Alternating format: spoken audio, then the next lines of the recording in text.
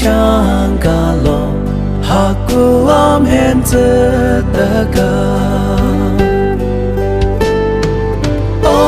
fi e na kya da randa na nin te i chona la li ri ro to go only ere you ta ho ji an ya te nya zangi na li ri ro to go vo ro pan di te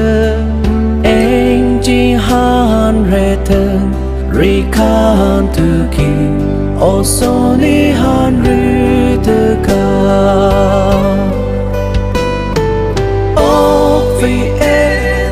kya da randa na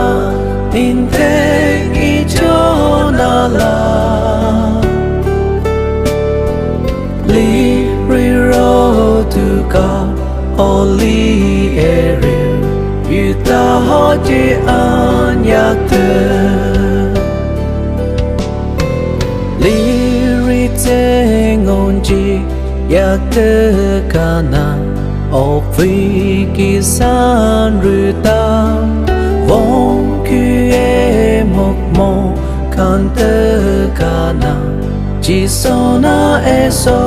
si va o phi e na kya da randa na in te i chona la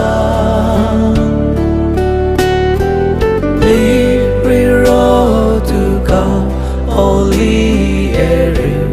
you ta ho ji an ya te long zi chang jo ji lo tre he mi ji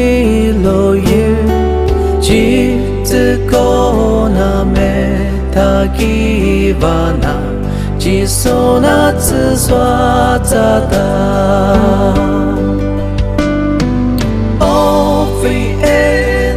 kya da randa na in te i chona la li ri ro to go